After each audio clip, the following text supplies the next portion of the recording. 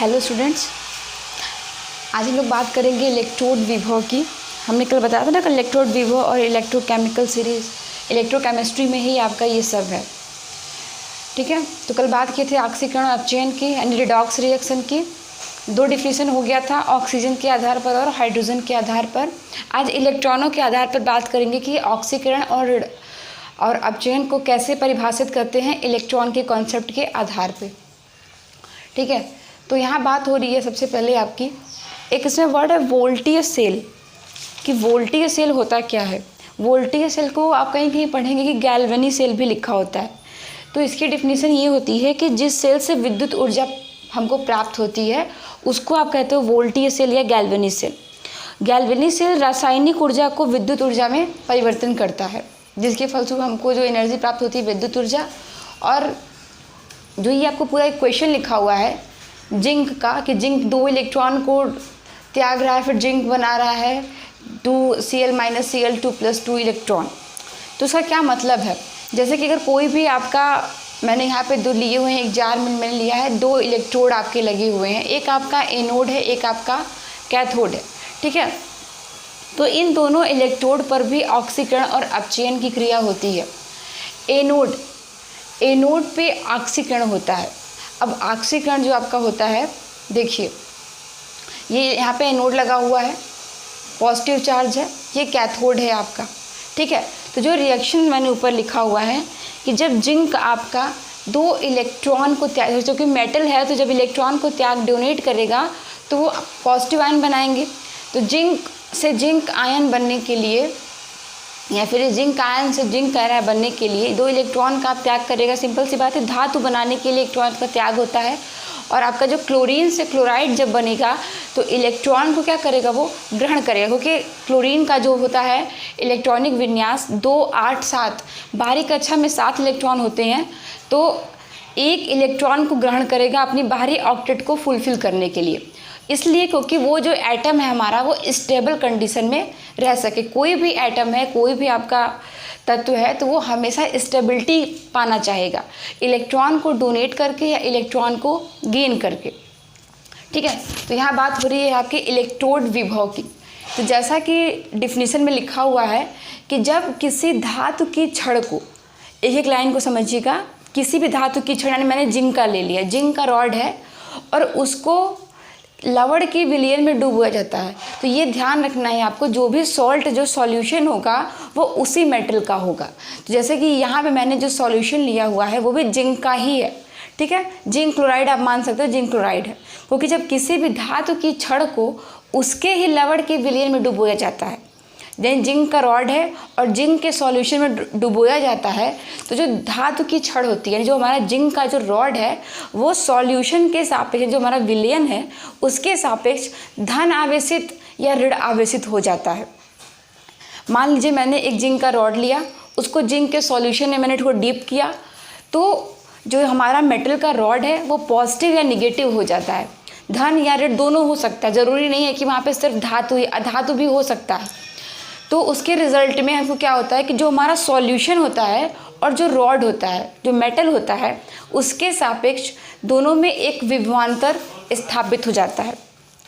ठीक है, तो ये जो विभवांतर है इसी को आप कहते हो इलेक्ट्रोड विभव। ठीक है, बात करते हैं किस तरह, क्या एग्जाम्पल इसका है। मान लीजिए कि मैंने एक जिंक मेटल है, ठीक है, उसको मैंने जिंक सल्फेट का ये सॉल्यूशन लिया है, जिंक की रॉड को जिंक सल्फेट के सॉल्यूशन में डीप किया है। ठीक है, तो जो हमारा साम्यावस्था होता है, जहाँ पे हम लोग पढ़ते हैं कि ना कि रेट इक्वल हो जाते हैं, बैकवर्ड रिएक्शन में अग्रक्रिया की दर बराबर होती है पश्चात क्रिया की दर के, जैसे हम लोग पढ़ा है साम्यावस्था। तो आपको बस याद करना है डिफिनीशन एक एक वर्ड पे, कि जब भी हमारा जिंक की मैंने रॉड लिया, जिंक को जिंक सल्फेट के सॉल्यूशन में डीप किया, तो जो जिंक की छड़ है वो ऋण आवेशित हो जाती है सॉल्यूशन के सापेक्ष, विलयन के सापेक्ष। जो जिंक की मेरी रॉड है वो, चूँकि जिंक आपका जो आयन बनाता है पॉजिटिव आयन, लेकिन यहाँ पर जो आपकी जिंक की रॉड है वो ऋण आवेशित हो जाती है। तो जब इस ऋणावेश को बैलेंस किया जाता है, ठीक है, क्योंकि कोई भी अगर आपका यहाँ पे चार्ज क्रिएट हो रहा है तो उसको उसको स्टेबल करने के लिए उसके अपोजिट चार्ज का होना बहुत ज़रूरी है। तो जैसे जिंक की आपकी रॉड है वो ऋण आवेशित हो गई, तो इसी ऋण आवेश को संतुलित करने के लिए हम लोग जिंक आयन का एक पॉजिटिव लेयर बाहर से जो उसमें होता है चारों ओर बन जाता है। ये बाहर से कोई प्रोसेस यहाँ पे नहीं किया जा रहा है कि जिंक की रॉड की तरफ पूरा आप जिंक का लेयर लगा दे रहे हैं, नहीं, ये जो पूरी प्रक्रिया हो रही है कि सॉल्यूशन में और जिंक के रॉड के बीच में वहाँ पर ही अपने आप एक जिंक का पॉजिटिव आयन का लेयर क्रिएट हो जाता है। अगर आपकी ये रॉड की जड़ जो छड़ निगेटिव है और इसके चारों ओर जिंक का एक पॉजिटिव लेयर जो है वो बन जाता है, तो इन दोनों के मध्य एक जो इनका सरफेस है इंटरफेस, इनके बीच एक इलेक्ट्रिकल डबल लेयर है, यानी विद्युत का डबल लेयर क्रिएट हो जाता है, जिसके परिणाम स्वरूप जिसका रिजल्टेंट जो होता है वो एक विभवांतर यहाँ पे उत्पन्न होता है जिंक के रॉड और सॉल्यूशन के बीच।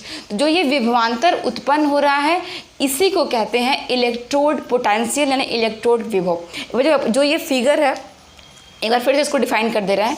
जिंक का सॉल्यूशन है जिंक सल्फेट का, ठीक है, और इसमें जिंक की रॉड को डुबोया गया। जिंक की रॉड विलयन के सापेक्ष ऋण आवेशित हो जाती है और इसे ऋण आवेश को संतुलित करने के लिए इसके चारों ओर एक जिंक का लेयर बन जाता है, जिसको आप इलेक्ट्रिकल डबल लेयर भी कहते हैं, यानी विद्युत द्विस्तर भी कहते हैं। माइनस प्लस को बैलेंस किया और इनके बीच एक पोटेंशियल डिफरेंस विभवांतर जो आपका है वो उत्पन्न हो जाता है। तो ये जो विभवांतर है इसी को कहते हैं इलेक्ट्रोड विभव। और जो यहाँ पर ये फिगर बना हुआ है जो एनोड और कैथोड का है, एनोड आपका ऑक्सीकरण रिएक्शन हो रहा है, यहाँ पे ऑक्सीकरण की क्रिया हो रही है, और कैथोड पे आपका अपचयन की क्रिया हो रही है। जैसा मैंने पिछली क्लास में आपको बताया था कि जब ऑक्सीजन का योग होता है तो ऑक्सीकरण होता है, और जब ऑक्सीजन का रिमूवल यानी ऑक्सीजन जब निकलता है रिएक्शन में से तो अपचयन होता है। और ठीक इसका उल्टा होता है कि जब हाइड्रोजन जुड़ता है तो आपका अपचयन होता है, ठीक है। और जब आपका हाइड्रोजन जो आपका है कि जब नंबर ऑफ हाइड्रोजन इंक्रीज हो रहा था तो वहाँ पे आपका क्या हो रहा था, जो एथीन से एथेन बन गया था, CH2 डबल बॉन्ड CH2 से आपका एथेन C2H6 बना था, नंबर ऑफ हाइड्रोजन इंक्रीज हुआ था तो आपका वहाँ पे अपचयन हो गया था। तो ये आज बात हुई है जो भी वो इलेक्ट्रॉन के आधार पर बात हुई है कि ऑक्सीकरण और अपचयन की, और इलेक्ट्रोड विभव की, और वोल्टीय सेल की। और ये जो पूरा आपका जो सेल लगा है ये आपका इलेक्ट्रोलाइट सेल यानी विद्युत अपघटनी सेल है, ठीक है। तो इसको नोट कर लीजिए।